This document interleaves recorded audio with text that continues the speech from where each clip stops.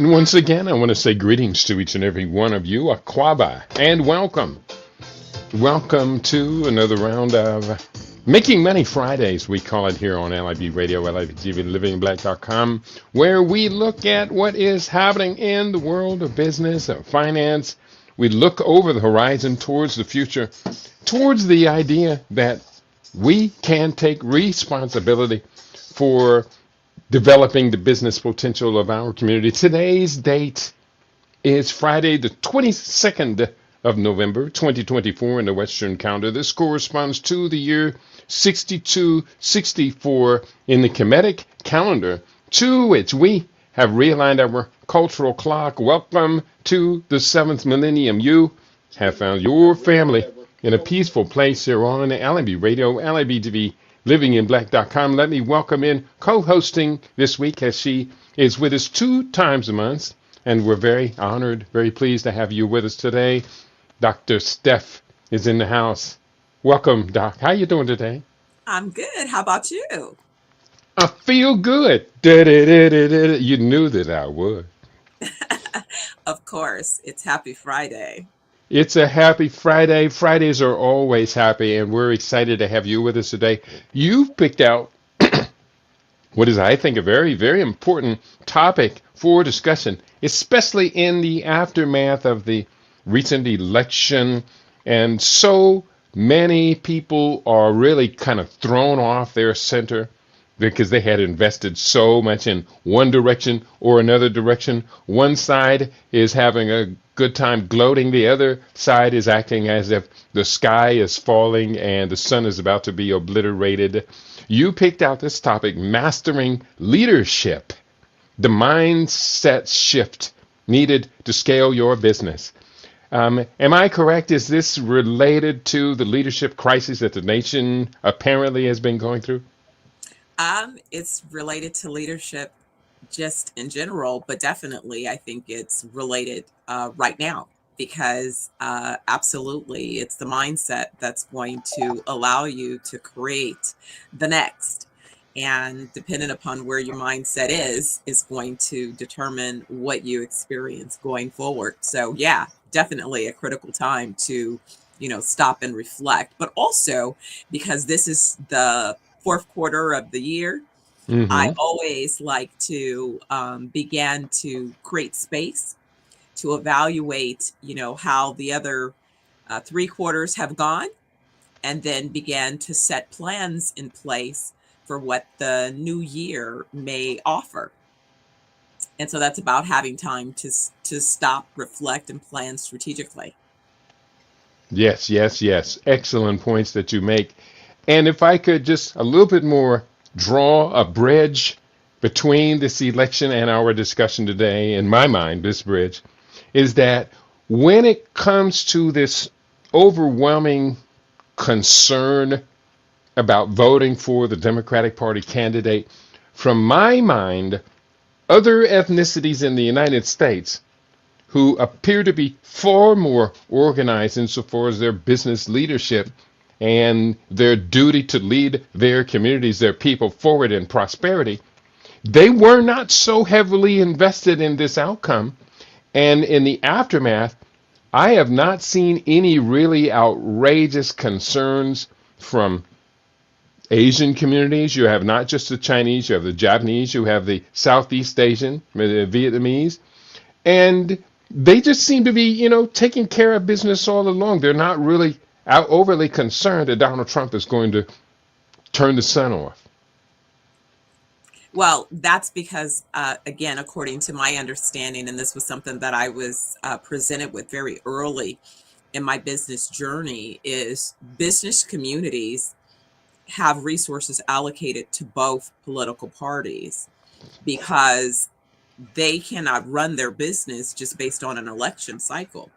Hopefully, you're going to be in business for many years, and the administrations may shift, the policies may shift. That's why the concerns that you have are typically executed through your trade associations. That's where your lobbyists that you invest in are advocating in an ongoing matter for the concerns that may impact your business through the policy and regulatory environment. And therefore, as a business, then you maintain a posture of we have resources allocated to either camp such that at the outcome, we still win. Mm-hmm.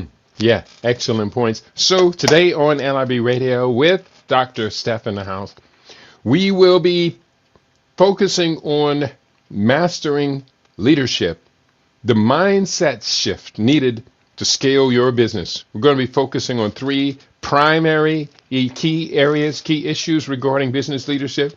The first of which you have is growth mindset. Would you like to expound on that, riff on that, as they would say in the jazz realm? Absolutely. So a growth mindset is about just that.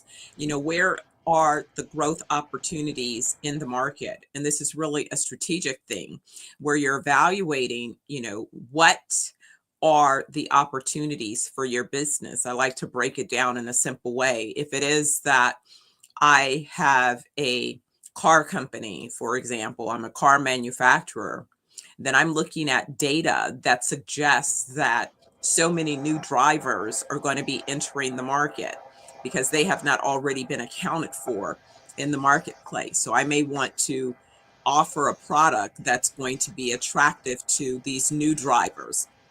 um, I may offer a product that is going to allow existing drivers to shift their behavior because my product is better than a particular option that they have in a marketplace. So it's about understanding that growth continually exists. If it is that you're looking for the growth, how is it that you plan to take advantage of that growth?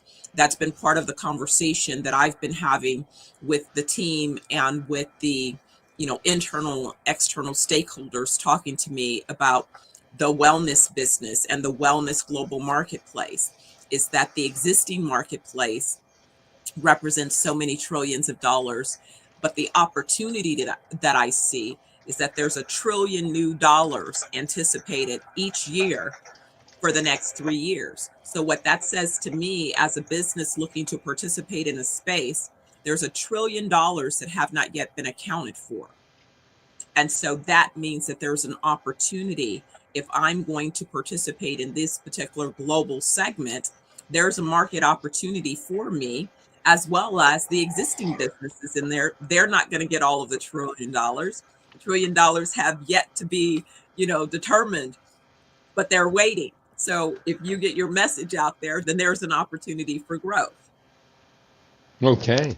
So going forward, this mindset. Another point that you make about this growth mindset is moving from entrepreneur to leader. I recall in the aftermath of the declaration of the pandemic in 2020, between late January 2020 and late May, a period of 3 months, 41% of black owned businesses in the United States failed.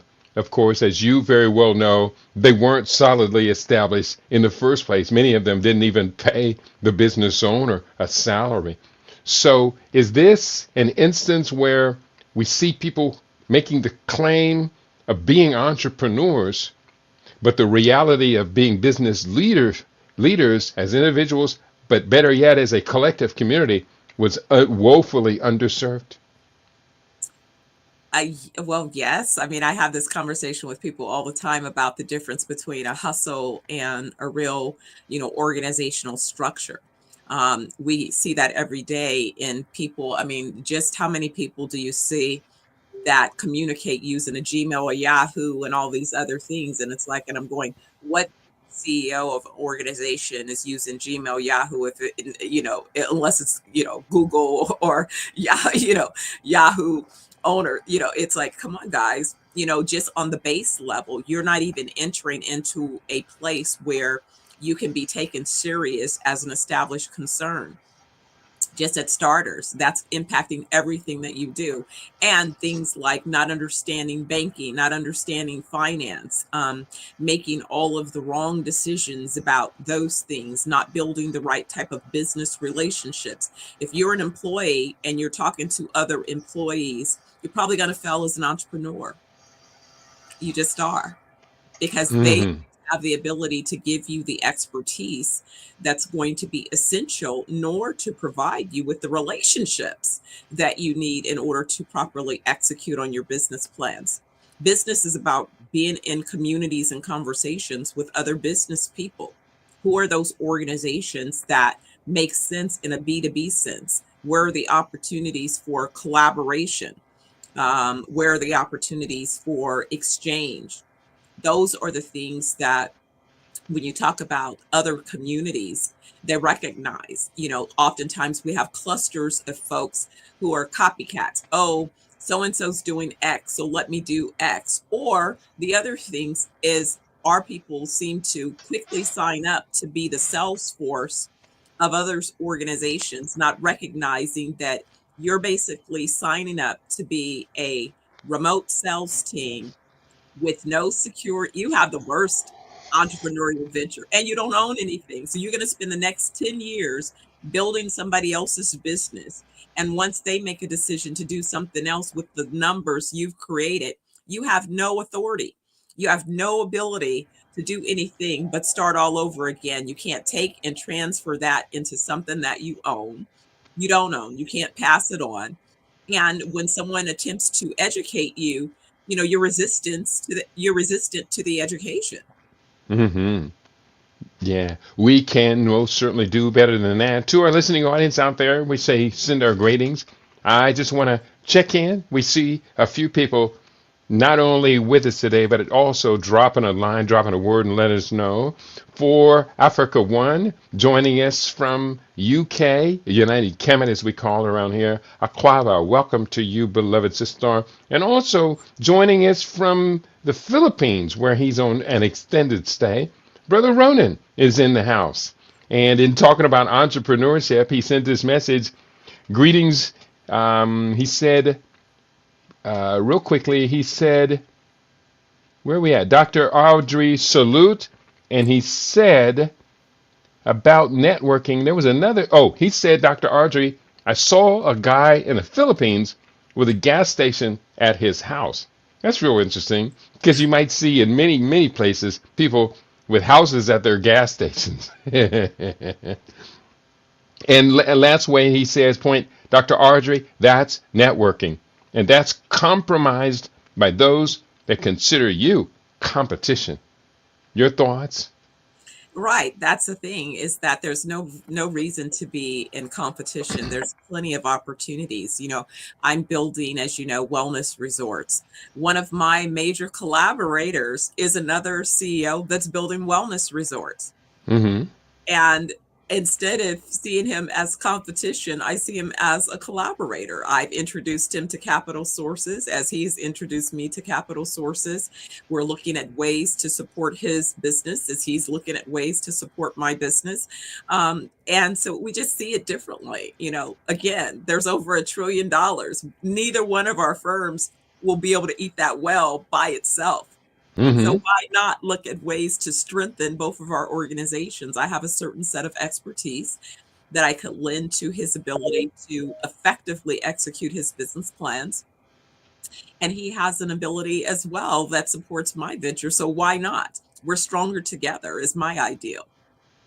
You're absolutely right. One of my favorite books in my archives touches into this area as well. The book is called Tribes by Joel Kotkin. The subtitle of the book, Why Race, Religion, and Identity Spell Success in the New Global Economy. And in the book, he details or he examines, I think, 5 different tribes. He looks at the British as a global tribe, Jewish people as a global tribe, Japanese, Indians, and there's one other group, I think the total of 5 that he examines in details. And one of the things we find to be so common is that as they find themselves in diasporas around the world, they naturally come together, collaborate, cooperate. We can look at two areas where we see this example: the behavior of South Korean industries in the United States in dominating a significant part of the beauty and hair care supply network. They collaborate, cooperate, and as well as look at Indian immigrants into the United States who actively engage in, invest in, and dominate a significant segment of the motels and hotels around the country. Yet it seems when we're looking at the black community, too often we see ourselves as kind of petty competitors. You go to one city, you'll see 20 different barbershops and or salons that don't cooperate, collaborate with each other until they go to buy beauty supplies. Then they all cooperate with the South Koreans. Oh man, it's a common thing. I mean, I remember, wow, I'm gonna date myself a little bit now. About 35 years ago, I wrote a a white paper called Million Dollar Madness, and it was about the black hair and beauty care sector. And the reason that I was able to identify that the average, black stylist at that time, again, 30 years ago, should have $1 million business was because my mother nor I developed the gifts for hair. So I said I've been a professional customer all of my life, having to have someone take care of my hair. And in that, I had an opportunity to sit in a number of different chairs. And just that day, I was sitting in the salon and I was just doing a basic spreadsheet in my mind about the number of customers in the space, the sort of mismanagement of the schedules, but just the opportunity that I saw on the table, and where extending and creating a network would be so powerful for each of Mm-hmm. these different organizations, but it really would be built out of collaboration. And then from there, later, I looked at doing a roll up strategy about acquiring a number of different brands and what that would look like as a business model, and how that model would then become, forget $1 million madness, but really an opportunity to play in hundreds of millions of dollars of opportunity. So it's the same thing. It's kind of this idea that, oh, so and so is popular over here with X. But instead of figuring out, well, they have this skill, I have that skill, let's see what we could do together as a collaborative. It's more about, well, my ego, I don't want to mention that person. I don't want to, support that person. They may get something more than what I have. Let me tear them down, not recognize that, each person brings a certain set of talents and capabilities into the space. Let's look at how we can, build strength. That's how, when I started my ad agency early in my career, instead of just being an independently operated location, I realized that I needed to have a national presence. So I collaborated with other single operated agencies that allowed me to have a presence in New York, Atlanta, Chicago. I built relationships with these other agencies so that collectively now we have the ability to compete for national business that none of us could go after independently, because we were Mm-hmm. just considered local market concerns. Yeah. So the focus here is, of course, building out that team. And Building. this becomes so critically necessary for continued business growth and expansion. Talk to us about some of the priorities that you have identified toward building out that team. Absolutely. I say this often to people. If you're the smartest one in the room, you need to get in some new rooms. So that's number one. If it is that you are, again, underfunding your business and not preparing for success, then frankly, you're going to take anybody that you can onto your organization, and that's going to become reflective of your organization. One of the things that I've shared with my team as we're building our resorts, for example, is that part of why we will be able to execute on the value proposition that we're offering our customers is I'm building an A++ team. So my team will not be, the Anybody and everybody can't be on our team. You have to have a certain set of skills. You have to fit in our growth mindset. We're an innovative organization. So, all the leaders on my team, if you're not comfortable with having a coach and continuing to develop, you're not going to be a candidate for a leadership role in my organization. But also, with that, you're going to be compensated at the highest level in the sector, because only the best and brightest are who it is that I'm looking to attract. And so with that, I'm wanting them to have some equity, some stake in the game.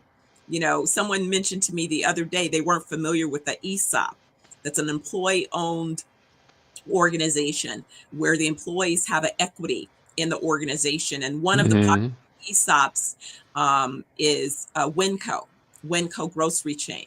That's And right. so the person was saying that they were so struck by how many millionaires, multimillionaires, these cashiers and employees are retiring as multimillionaires because of that ownership and how the company has planned out its not only equity plan, but that ownership so that the executives, not even the executives, just you could be a cashier and retire and become a multimillionaire. And I said, exactly. And so I studied ESOPs for, over 30 years because, again, my interest has always been, I want you to have a stake in what it is you're doing. I want to be able to innovate and spin off entrepreneurial ventures from my organization. If I'm not helping to create others that can participate in the ecosystem, then to me, I'm failing as a leader. Hmm.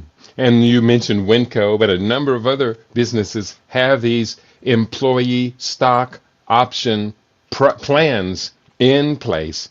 And some of the biggest ones, I mean, if we can look at the early days of Microsoft development, that was one of the things that attracted the type of not just leadership, but kind of star tech performance that so many of the early Microsoft owners got extremely wealthy through employee stock option plans. Is that true?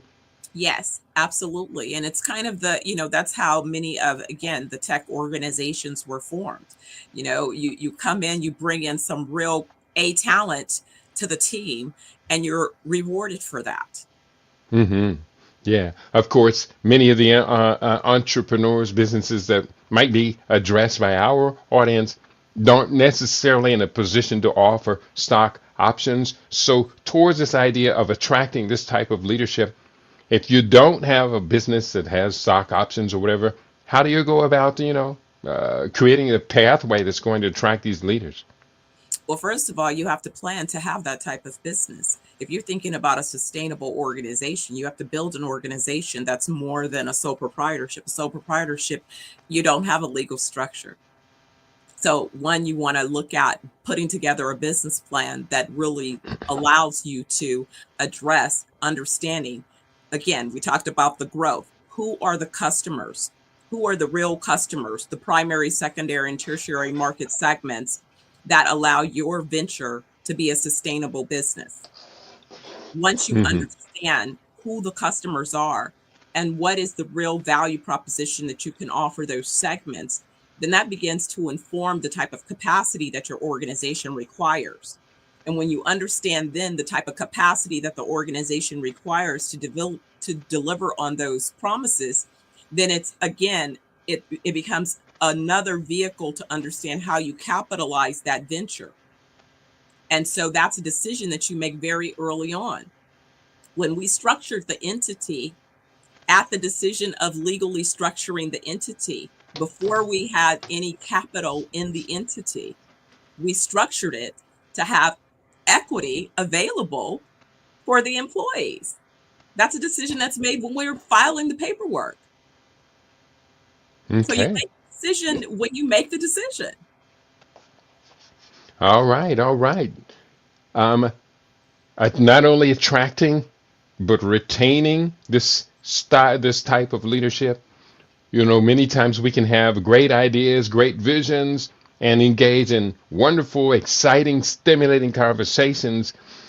But after 1 year, 2 years, 3 years go by, it fades. Talk to us about retaining this type of dynamic leadership. Well, if you're an innovative organization, you have the ability to sort of bring in, the people that you want, but also you hopefully will set an objective that kind of what gets you to a particular point is not necessarily what's going to take you to the next level. So there's times that a certain set of talent that's available maybe at the startup phase begins to look different as you move from that early struggle startup phase into more of a growth phase. The business requires another set of talent.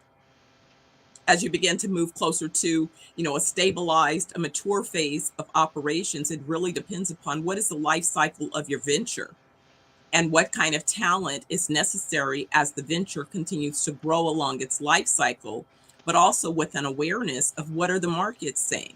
What are the market segments? The market segments, your primary, secondary, and tertiary markets. What's changing with those markets? Because the markets are already always changing. The markets are dynamic, they're not fixed.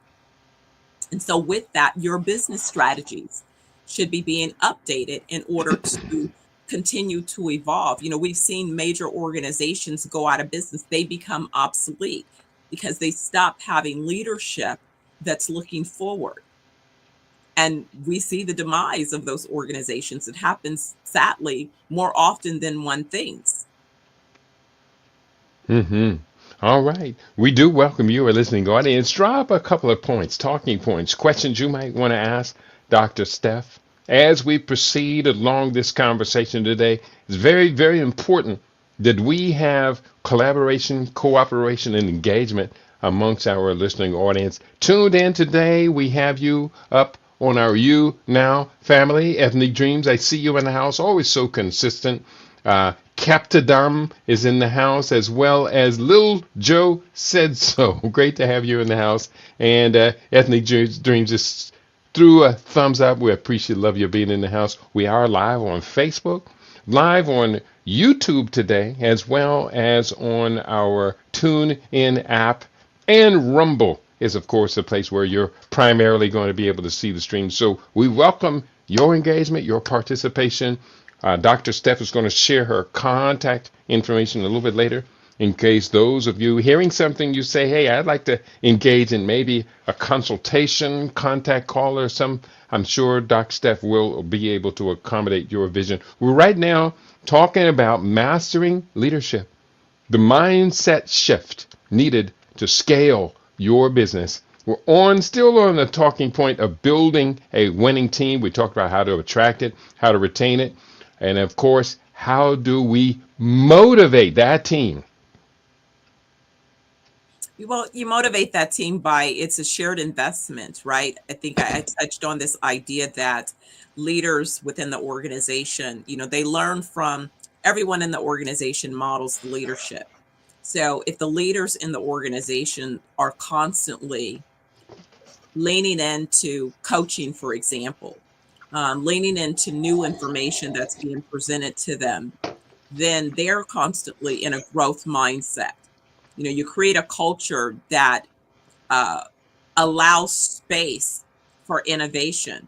What that means is we don't have a space where you're penalized for trying things that don't necessarily work. We encourage trying things, breaking things, and seeing what else can be created.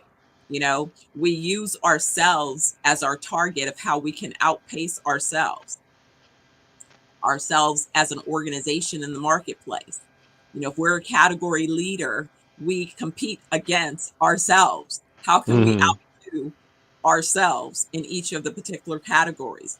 If we're a new entrant in a space and we're not the category leader, for example, one of the first locations that we're acquiring in Jamaica was recognized as the number 3 best food destination in the world. Well, our goal is what do we need to do to become the number 1 best food destination in the world, right? And then in addition to that, what do we need to do to make our spa solutions the number 1 sought after treatment protocols in the world, right? That's what we're aiming for. And then once we establish ourselves as the number 1 solution in the categories that we're looking to dominate, How do we retain that?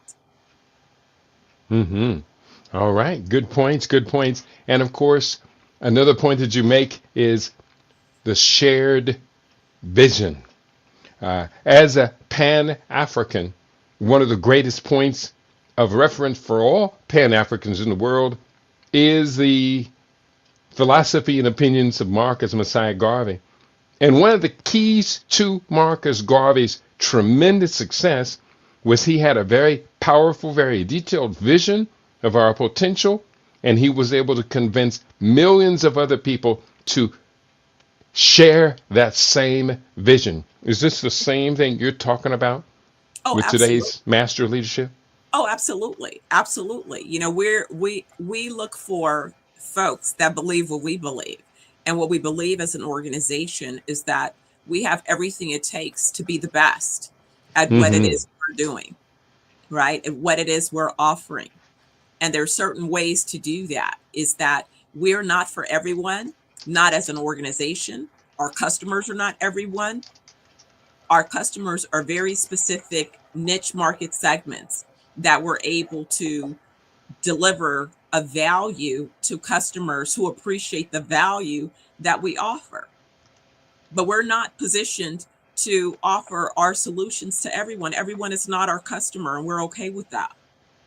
But for our customers, we expect to deliver them an outstanding, you know, to exceed their expectations and experiences through their experiences, and that they encounter with our organization. And so with that, that's a mindset that's shared throughout the organization, and it doesn't matter what role you play within the organization. Each person is basically enrolled into the tribe, understanding that I don't care what role you occupy, that role is an essential role within this organization. Mm-hmm. We frequently discuss the business that you are building, the global wellness, 420 Wellness Society. Um, if you were asked to describe that vision, just as an example of what we're talking about, asked to describe that vision in a relative small amount of words, how would you articulate that? So basically, Zeniverse Wellness Group is a global organization aimed at providing wellness solutions that I've codified. And what I've done is, you've heard of SaaS subscriptions. And I think of when people think of technology and SaaS, what they think of is continuity and consistency. So I've codified wellness as a service solution. And what I like to say for people that, are trying to get their head around what does that mean? If you're looking at hospitality assets, I look at ourselves as being similar to a Marriott corporation with one distinction. Marriott moved out of the business of really owning properties that they operate. They operate a portfolio of brands. We, at this stage of our entrance into the marketplace, will still own the assets. And so in that case, we are probably more similar to McDonald's in that we own the real estate and we have a business operating model on top of the real estate that allows the real estate as well as the operating model to both be valuable assets, intellectual property that creates significant market value that globally creates recognized brands. And so 420 Wellness, those brands are just one of the market brands in our portfolio. We have right now 5 different brands that are being developed in our portfolio. And that's why I make reference to very similar to Marriott in that they have a portfolio of brands that speak to specific market niches. And so that's what I've done is I've developed an organization that's able to provide our solutions that are codified in a way that they can be consistently delivered to produce outcomes. And what is our big outcome? Our big outcome is that we say full life is 120 years and beyond. And for those people who believe in that particular ideal and would like to join a tribe of folks who are going to be on that path of what does it take? What are the new innovations that are available to help produce an outcome without, again, invasive type treatments? We're more interested in not giving you drugs and poison.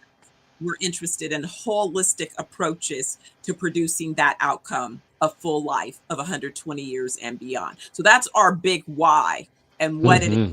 up to. And our how is by delivering codified delivery solutions that follow this path to help you accomplish those types of outcomes. Awesome, awesome. We do have a question that has come in from our beloved sister for Africa One, writing from the UK. She wrote, Dr. Steph's examples of her collaborations reminded me of Ifowosowopol Economics by Paul Ifoyomi Grant, his booklet on an African-centered grassroots economic paradigm, the only way for success. Paul Ifayomi has been a guest here on LIB Radio at least a dozen times, if not twice that many times, and we've kind of lost contact with him over the years. But his brilliance work on economics does continue. The idea of African-centered grassroots economic paradigm shift. Your thoughts? Well, it's a funny thing. Well, thank you for that. Yeah, I remember when I was about 11, uh, I lived down the street from a big park. And I was sharing with someone the other day because someone was asking me about, what was my awareness of Pan-Africanism? And I said, believe it or not, I'm born in Berkeley, raised in Emeryville and Oakland. So I spent the early years of my formative years with a real kind of Berkeley, I guess you say Berkeley hippie influence. And with that, I had a certain empowerment and freedom, mentally, Hmm. encouraged to be an intellectual thinker. But there were several programs on the broadcast radio. There was a program where a gentleman was airing and educating. There used to be a regular African liberation celebration. And one of the locations that this African liberation celebration took place was at this park, a royal park in East Oakland. Years later, my mother ended up buying a house in that community. And probably because we would come to this particular park for this African liberation, celebration. And it was such a beautiful, massive park. So later, when I'm there, I'm part of the teen group. And I remember putting together for our teen group a way for us to make money. So we had a snack bar in the park. And so we would put together the business plan each summer on how we were going to operate the snack bar, what particular menu items, what our investment would be, and then making sure that at the end of our selling cycle, we made enough money to augment our teen club's ability to go on a summer trip. That's how we went to Yosemite. That's how we went, we went all of these different places every year. So there is a part of me that very much is grassroots. I used to walk the house parties with Too Short. He was selling his tapes before he had Hmm. to sell them out of. He was selling them to us as we were walking to house parties, and we would all meet up walking to get to wherever it was we were going. And then later, when he had a vehicle, he sold them out the trunk of his car. But, yes, there is a certain sense of understanding the value of being able to connect at a grassroots level, but then to excel from that particular level by building a strong, sustainable community, which is why my initiative to train and develop 10 million global farmers and entrepreneurs is not something that I'm just spouting off. It's something that I've developed the methodology to be able to execute on. Hmm. Awesome, awesome, awesome. So, thank you very much for that comment, that question for Africa One. That's greatly appreciated. And for reminding me that we are overdue here at LIB Radio of getting Ifayomi Grant back into the mix. He became a little bit detached, but nonetheless, his brilliance definitely we want to make sure he continues in the mix. We are speaking, of course, today with the brilliance of Dr. Steph.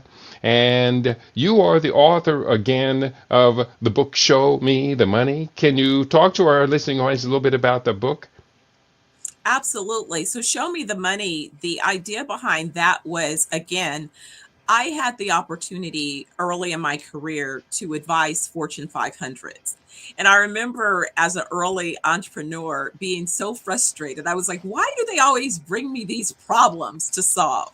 Mm-hmm. The beauty in getting problems to solve, especially with well financed organizations, was that I became a brilliant problem solver.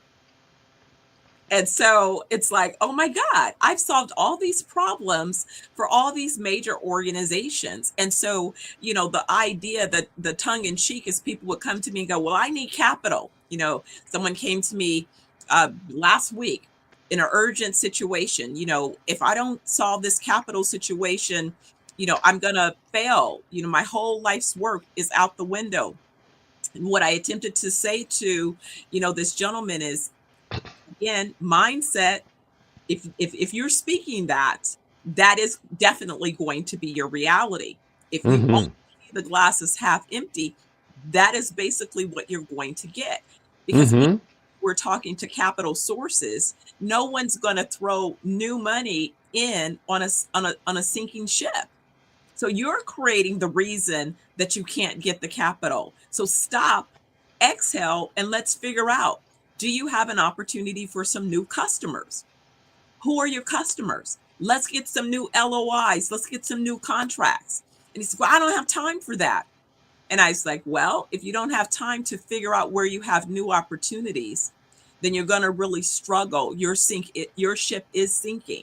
You're not going to get new capital because nobody's committing new capital unless it is you have new opportunities. Mm-hmm. People All invest right. are opportunities. All right. So the book is available again from Amazon, any other booksellers or any places people can go look for Show Me the Money? Yes, absolutely. Amazon. And, if you're interested, if you want to, I do a training session that actually brings the 9 P's to profit alive, through a training Mm-hmm. session. So we're looking at scheduling that again, especially as we go into Q1 of 2025. It's an excellent, I wrote the book following the 2010 financial market collapse Mm-hmm. because the news pundits were just on the air talking doom and gloom. And it's kind of a similar cycle. You asked me at the beginning of this conversation about what is it that we can do to help people shift from this emotional trauma that they're experiencing. And it's like, well, let's shift from the emotional trauma and start looking at the economic opportunities. I say Show Me the Money is meant to be that particular guide. You can read it in a weekend and you can take those nuggets and apply them starting Monday morning, and they will begin to create shifts in your business and your outcomes because they ask you to look at your business through a particular lens. Where are, first of all, the money opportunities? Who are your customers? What is the history with the customers? But who are the new customers? And once you understand who those new customers are, then what is the capacity that you need to address those new customers? And if you have those two things, then getting the capital, that's the third piece. That works easily. But first, know that you have a viable market opportunity, because if you don't have a viable market opportunity and you go to look for capital, then sadly, you're looking out of sequence and you're going to find it Mm. far more difficult to get the capital because you haven't taken care of the first two pillars of that process. And that is knowing that you have a clear customer market opportunity. Mm-hmm. All right. All right. Going forward, again, today's theme for those of you just tuning in, mastering leadership, the mindset shift needed to scale your business. You talked about three primary areas of focus for today. First, the growth mindset. Second, building the winning team. The third of these three overriding keys is adaptability. Why is agile leadership essential in today's ever changing business landscape? Boy, that is such a powerful question that we better be prepared to answer. And the reason is because just that. If it is that you're listening to your consumers, and these days your consumers have a voice because of social media, your consumers have a voice. You're being voted on daily. right? And you're being held to a certain standard, especially when you look at the generational cohorts. The Gen X's, the millennials, have seen the disappointment of organizations making promise that they failed to deliver on. They've experienced organizations, promising and bankrupting and failing to deliver on promises. So people are looking for authenticity in that leadership. They're expecting you to not only give a statement about what the value propositions are, but they're expecting to see evidence that that's really what your organization is walking, and that you're Hmm. really willing to be in, holding integrity in those statements. And so what that means is that as leaders in the organization, you can't just, no, you're not going to jump to every whim. That's why you must have a clear rudder. What is the clear, value proposition that our organization is built upon? But at the same time, we must listen to the feedback that says, are we on par with what it is we're saying?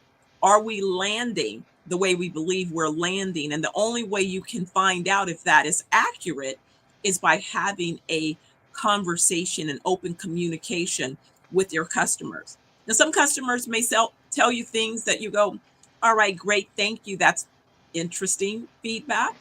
You know, Hmm. that feedback doesn't necessarily apply to what it is that we're delivering. Well, thank you. We received that. We heard it. Hmm. But your real customers began to give you real valuable feedback that you can hear and respond to in that relationship that you're building over a period of time. And that requires agility. You can't be Hmm. just fixed in a particular position. Those are the organizations that you find them ceasing to exist over a period of time. Hmm.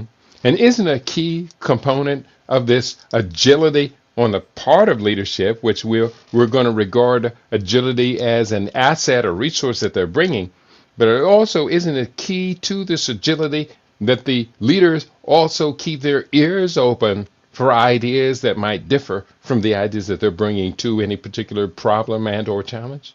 Absolutely no more ivory tower leadership. If you Mm. have the ability to be on the streets with the people, I mean, that's part of what made me so successful in the real estate development sector when I entered the market. What I noticed was we were a well-financed organization, and we were sort of regarded as like the bull in the china shop. We just kind of Hmm. broke things everywhere we went because we had enough money and horsepower. But what happened was the markets began to change where pretty much every community that we were looking to develop in now had somebody who had a legal background. And oftentimes that person became the self appointed leader of the community. And they began to say, well, we may not be able to stop the development, but we can definitely delay it. And so Hmm. what I said was, well, those delays are costing us millions of dollars in carrying costs. So I don't want to delay the entitlement process. So I made it a point of if we had an item, because oftentimes we were doing general plan amendments or modifications to a community plan in order to gain authority to execute on our particular business plans. And I remember being in one community in particular where we were being hotly contested, and we were sitting before city council, and all of my team from the organization were together on one side, and I planted myself in the ranks of the opposition so Hmm. I could hear what they were talking about. But I also planted myself. I would go to the community, hang out at the coffee shop. I became part of that community. I would attend local community fairs. So the community thought I was one of them. Hmm. And I was able then to take their concerns back into our boardroom and modify our plans and find the win-win opportunities. And as a result of that approach, I saved us millions and millions of dollars in carrying cost and delays. I was given this tough project in Berkeley. This group had been trying to get their entitlements improved for 5 years. I was like, I'm not sure. I haven't been home in Berkeley for years. I came home, took on the project, redesigned the project, and got the entitlements approved in 9 months. Unheard of, Hmm. using a similar approach. Okay. So agility is flexibility, but it's also flexibility with a mission, with some skill set, and not just. I mean, for some people, flexibility is like whichever way the wind's blowing. Let me test that direction out. Yeah, it's not that. It's not that. It's having a clear rudder and understanding what is it that you stand for, and are these particular, sets of comments, are they really challenging those things, or are they additional perspectives that are worth being considered? Is there a Hmm. possibility for a win-win outcome? And again, that I think is also the difference in who it is I am as a leader. I go into environments looking for a collective win, because I really do believe, I guess you'd say I'm a follower of Dr. Stephen Covey, and I really believe that win-win is the only sustainable outcome. Win-lose Hmm. is not sustainable. If every time I do business with you, one of us takes a win and one of us takes a loss, that's not sustainable, because the loser is eventually going to cease to exist if it's the same loser. If every time you do a business deal with me, you lose, you're going out of business. Hmm. So who am I Which, going to do business with next? yeah, what you're describing right now is part of the extended base of what's called game theory. And one of the things about game theory is called the Nash equilibrium, sometimes referred to as the prisoner's dilemma. And that shows that when given different scenarios weighed out competing in the long run, that the win-win situation always in the end produce greater progress for everyone involved, whereas sometimes it's win-win, sometimes it's win-lose, that there would be this zero sum type of competition. I'll take it all this time and you just get a little bit. That in the end, comparing these 4 or 5 different systems, that situation of win, lose, sometimes did not measure up in the long run to the gains from those who went into every situation, every strategic position with the idea that I plan to win by showing my competition how we will win together. Well, you make me, it reminds me of kind of the winner take all, the zero sum philosophy that the US has been built upon, and many of these stronger global, countries in their ideals around dominance, right? They decided to, imperialistically dominate all of the, divvy up the world, right? That's right. Amongst themselves. But we see that even though you may have started that way, that's why you see all of the political disruption, you see all of the economic disruption, you see these different economies finding their way to strength and the ability to fight back and say, no, it's not a winner take all. The only sustainable systems or solutions have to come from a positive sum game. It That's has right. from a positive sum game opportunity. If I have resources and you think you're entitled to pillage those resources, something's going to happen, because that's not going That's to be right. sustainable. You're going to force the That's losers into a position where they're like, we have nothing to lose since we're already losing. So now let's go ahead and break out in civil war. Let's fight for our survival, because at a point, people get to a place of self survival becomes the dominant thing that they have to fight for. that's Who right. else And going to this bully, continue to bully you? this is not only true among nations, but also among businesses, corporations, and the global elite. Of course, there's a big split, and I'm not going to deal too much into the politics, but the United States, which has dominated the world since the end of World War II and the setup of the Bretton Woods structure, United States has dominated the world in many ways, but now sees itself losing to China. Meanwhile, if we look back at the strategies of China and the United States from that time, China's position has become essentially I win when you win, let's collaborate, let's build. Whereas the United States is still trying to figure out how do we take back the trade with African countries, with other developing countries that China took away from us. I watch China, and in fact, it's so funny because sometimes people will say, well, what have you been doing? I said, I've been playing a long game, and I said, I've been Mm-hmm. playing a game watching China over the course of my career, which I Mm-hmm. say has been a good 40-year career. I started very early. I was curious about business at 9 years. And so I was looking at and reading business publications as a 9-year young person. And I was exposed to a lot of these things. When my mother was in college, she attended Cal State Hayward, and they had a number of powerful global speakers. And so there'd be days that I got to go to college with her when these speakers were coming to campus.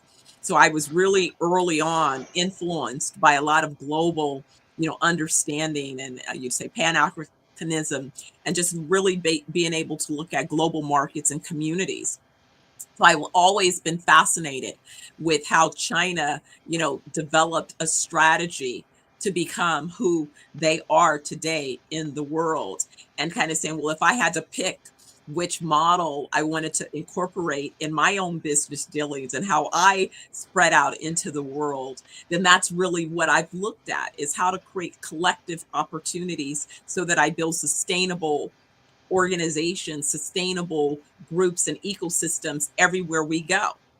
And it's Mm-hmm. understanding a certain set of fundamentals that's based out of this positive sum game philosophy. That's So right. right now, we're getting to see it play out on this global stage. And so we That's have right. a lot of turbulent years, in front of us. And That's right. it is those of us who are Americans, and those of us especially of African descent who are Americans, the wake-up call I shared about 10 years ago was that the cheese was being moved.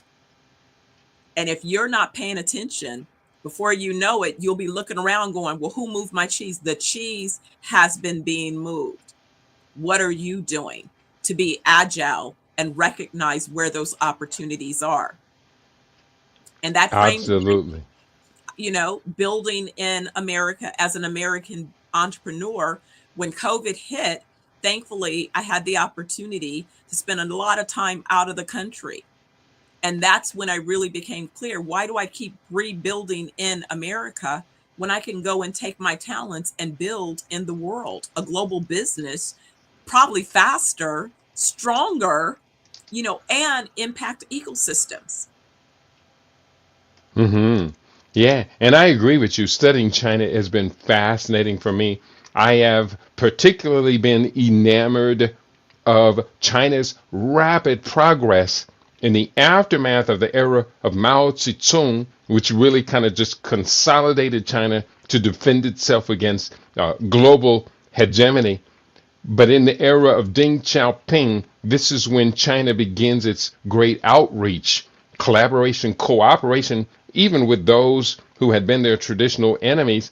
And now we can see, since that era of Deng Xiaoping, China has very rapidly moved to the top of the world in so far as gross domestic product purchasing power parity, which means the real value of their currency as opposed to just value everything in the dollar valuation. And the last point I'll make on that is a key to it was changing the rules of the game according to what would serve their best long-term self-interest. And as you said, they worked more toward not a zero-sum game, but a let's share the win game.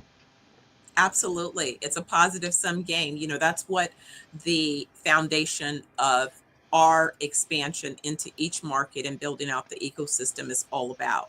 I studied Jamaica for 30 years before I looked at moving into Jamaica in particular. And the reason being was that I didn't want to move into the market the same way that I saw the other brands operate in the market. I remember my first visit there, being out on a glass bottom boat and looking back at, part of the island where we were visiting. And I said, wow, I see these major concerns. They hire 5 people, and then the rest of the community is struggling because they take all of their resources out of the country. And I thought, No, I'm not doing business like that. I'm not doing business like that. I'm going to extend the opportunity. If my business has the ability to bring a global lens of tourist and business opportunities, I'm going to extend the supply chain to include more of these local businesses. And so I set out to figure out what were the gaps in their organizations. And I came up with several key indications. Again, lack of business knowledge, lack of understanding customer service, lack of having sufficient resources, all of those things. And so then I asked myself, could I solve those problems? And what would it take to solve those problems? And could I speed up that solution? And then I created a way to speed up that solution. And in doing so, I found others that I could leverage and partner with so that we could accelerate executing, so that it wasn't a either or, it was a and so as Hmm. we enter these markets, we are also building out the ecosystem, and we have a two-prong approach. There are businesses that are not as developed as they could be, so we're incubating those businesses. And then there's other businesses that just need a little bit of help to be accelerated. We will accelerate those businesses, right? So we're meeting the population where they are, but providing them on ramps so that they can begin to become stronger and be able to participate further up the economic income stream, rather Hmm. than just being at the lowest point where you're just providing your ingredients and not able to participate in some of the products that are being produced using those ingredients, where the real wealth begins to be stimulated and generated. Hmm. So, to consolidate this third of the three main themes that we put today, adaptability, and another word of adaptability that you mentioned about essentiality, as well as essentiality and adaptability in an era where the global economic and social, political, civilization environment is becoming not only volatile, but the pace of transformation is picking up with each subsequent decade for so many reasons. Would you care to share your thoughts on that? I hope I didn't confuse it with too many ideas in one sentence. So I think what I'm hearing you say, because you gave me a lot on that one, but I think what I'm hearing you saying is, how is it that we reconcile the movements in the various marketplace, which none of them are stagnant or fixed. You have Mm-hmm. myriad conditions and concerns that you need to navigate. And that's why agility becomes so important. But it's Mm-hmm. also why you must have a clear focus. You're not going to be everything to everyone. You focus on what it is you can execute on effectively, and then you begin to build from that strength. And so in a real time example, one of the things I guess I'll say, and see if this kind of answers how I've had to make a similar decision. One of the key things that I noticed in my desire to build out the ecosystem in Jamaica, for example, was that many of the farmers need to be mechanized. They needed access to equipment, they need access to tractors. And so my first plan was, okay, let's set up some tractor dealerships. So I reached out to folks who were in that space, equipment space, and said, hey, there's an opportunity to set up tractor dealerships in Jamaica. Let's see how we could put these dealerships together. And then what I ran into were the typical limitations of people's thoughts. So then one of my partners on this same initiative that I brought into this initiative came across an organization called Hello Tractor. Hello Tractor allows farmers to mechanize and monetize the equipment that they already own. And so we don't have to immediately set up a brand new dealership with new tractors. We can start by monetizing the existing tractors and leveraging them. And then from that demand, then began to bring in the newer tractor dealerships. So that was where we had to be agile in our thinking, because looking at the impediments initially, we want to have some right now solutions while we're building on those longer term solutions. And in that same methodology, all of these sort of tractor dealerships, I set up to have training facilities, so that and a training facility that's being financed by part of the revenues from the tractor dealership, so that I knew that I could set up these training centers to train and develop the entrepreneurs and farmers, so that, again, the goal of them being able to create sustainable organizations could be fully executed. And so that means that I just kind of shifted a little bit of our, oh, we're just going to set up brand new dealerships, to, let's look at how we can enter the market by offering an opportunity to monetize and mechanize more farmers through existing equipment, and then add additional equipment opportunities. And that's through our global, our Organic Farmers Global initiative. And that initiative has allowed us, through our partnership with Hello Tractor now, to have a platform that has 1 million farmers on it. So when I say we're building out the goal to have 10 million, we have 1 million farmer jump.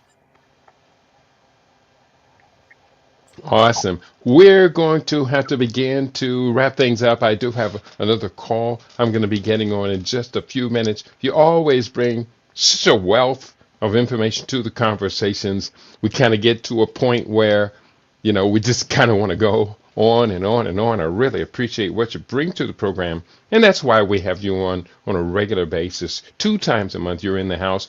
For those in our listening audience who want to know more about what you do, as well as contact you, what's the best way to be able to reach you, Dr. Steph? All right, so I'm going to send them to, let's see, today, I think, since I'm not sure what their interest is, why don't Mm-hmm. go to my LinkedIn page and reach out Mm-hmm. to me there. Dr.